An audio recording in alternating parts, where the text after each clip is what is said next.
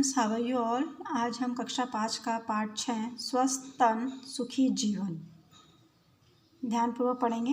पाठ पढ़ने से पहले हम इसके जो शब्दार्थ है वो ध्यानपूर्वक पढ़कर उन्हें समझने की कोशिश करेंगे। शाबाश, शाबाश मीन्स एक प्रशंसा सूचक शब्द, जैसे बोलते हैं जब कोई अच्छा काम करता है तो उसे शाबाश बोलते हैं, उसको उसकी तारीफ़ करते हैं। स्वच्छ, स्वच्छ में साफ, पवित्र। तंदुरुस्त, तंदुरुस्त का मतलब क्या होता है? स्वस्थ। तरोताज़ा, ताजगी भरा। कीटाणु, कीटाणु मीन्स रोगाणु। विटामिन, विटामिन मीन्स पोषक तत्व, जिससे जो हमारे भोजन में पाए जाते हैं वो सब। तो हम पाठ शुरू करते हैं। जैसा कि पाठ का नाम है स्वस्थ तन सुखी जीवन, यदि हमारा शरीर स्वस्थ होगा तो हमारा जीवन कैसा होगा? सुखी होगा। तो हम शुरू करते हैं। शाम हो गई। दादाजी चौक में मुड्डे पर बैठे बच्चों को पुकार रहे थे, मगर बच्चे तो मोबाइल गेम पर डटे हुए थे। आखिर सुषमा ने उनके बीच जाकर कहा, अरे क्या मिल जाएगा तुम्हें इन खेलों से? दादाजी के साथ बैठो तो दो बात काम की सीखोगे। तोशी, बिट्टू, हनी तीनों चलो बाहर। अब क्या हुआ? जब शाम के समय दादाजी मुड्डे पर बैठे थे तो वह बच्चों को पुकार रहे थे, मगर बच्चे किस में बिजी थे? मोबाइल पर। क्या कर रहे थे? वो सब गेम खेल रहे थे। इसी बीच सुषमा आती है, उनके बीच जाकर कहती हैं कि अरे तुम इन मोबाइल में खेलने से तुम्हें क्या मिल जाएगा? अगर आप लोग दादाजी के पास बैठोगे तो उनसे कुछ अच्छी बातें भी सीखोगे। और ऐसा कहकर उन्होंने तोशी, बिट्टू और हनी को बाहर चलने के लिए कहा। हाँ मम्मी, आप सही कह रही हैं, दादाजी की हर बात पते की है। कल भी तो कहानियों में कितनी अच्छी बातें समझाई थी, तोशी ने कहा। और फिर उसके साथ तीनों बच्चे दादाजी के पास आकर बैठ गए। फिर क्या हुआ? तीनों बच्चे कहाँ आकर बैठ गए? दादाजी के पास आकर बैठ गए। वे बैठे तो किराएदार के दोनों बच्चे खुशी और अनु भी पास आकर बैठ गए। जैसे ही वो तीनों बच्चे आके बैठे तो उनके जो किराएदार के बच्चे थे, कौन थे उनके किराएदार के बच्चों का क्या नाम था? खुशी और अनु भी उनके पास आकर बैठ गए। उनके हाथ साफ नहीं थे, पाँव भी गंदे थे। उनको देखते ही दादाजी की भौहें ऐनक के फेरे से भी बाहर तक तन गई। जैसे ही उनके हाथ पाँव जब गंदे देखे तो दादाजी की भौहें, जो ऐनक के ऊपर जो भौहें थी वो फेरे से, यानी कि उन्होंने थोड़ा तन कर देखा, भौहें ऊपर करके देखा। वे कहने लगे, बुरी बात है गंदगी, अच्छी बात है सफाई। तो दादाजी समझाने लगे कि गंदगी कैसी बात है? बुरी बात है। और सफाई कैसी बात है? अच्छी बात है। तो हमें हमेशा सफाई पर ध्यान देना चाहिए। गंदगी बीमारी लाती है और सफाई हमें बचाती है। अगर गंदगी रहेगी तो हमारा शरीर क्या हो जाएगा? बीमार पड़ जाएगा।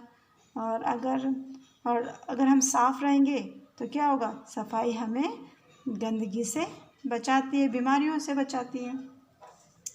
बच्चों ने खुशी और अनु की ओर देखा। तब तक वे हाथ पांव धोकर आ बैठे।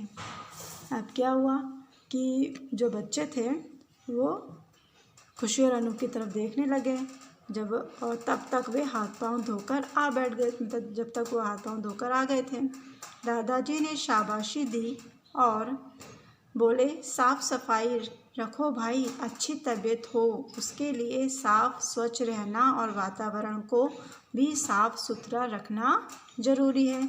हमारी तबीयत कब अच्छी होगी? जब हम साफ सफाई रखेंगे और वातावरण भी।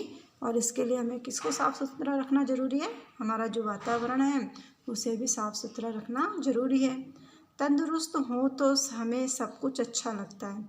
यदि हम स्वस्थ होंगे, कोई बीमारी नहीं होगी, तो ही हमें सब कुछ अच्छा लगेगा। हंसने हंसाने का मन करता है, रात को नींद अच्छी आती है और सुबह तरोताज़ा उठते हैं। हर काम फटाफट करते हैं, आलस से हमारे पास तक नहीं फटकता।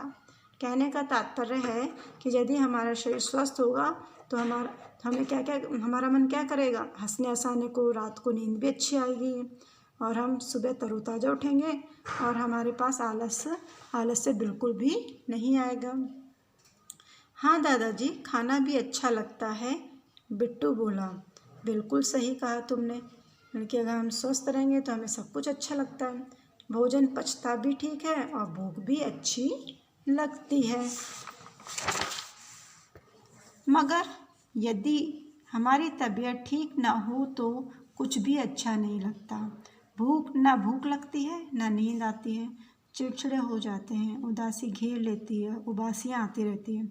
और जब हमारी तबीयत अच्छी नहीं होती तो हमें कुछ भी अच्छा नहीं लगता, ना भूख लगती है, ना नींद आती है और हम ऐसे कैसे हो जाते हैं, चिड़चिड़े हो जाते हैं और उबासियाँ आती हैं, आलस ही आलस आसपास फैला रहता है।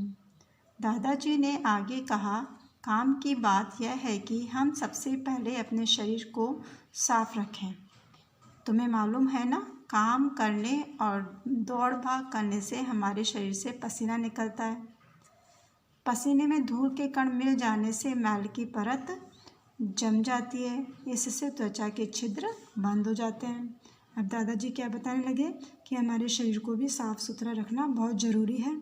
जब हम भाग दौड़ करते हैं, काम करते हैं तो शरीर से क्या निकलता है, पसीना निकलता है और पसीने में धूल के कण मिल जाने से उसके ऊपर मैल जम जाता है और जिससे त्वचा के यानी कि जो त्वचा में जो छिद्र होते हैं वो बंद हो जाते हैं। उफ दादाजी, छी छी, पसीना तो बदबू मारता है ना, हनी बोल पड़ा। हाँ बेटे, इसलिए हम रोज़ाना नहाएं, हमें शरीर पर मैल नहीं जमने देना चाहिए।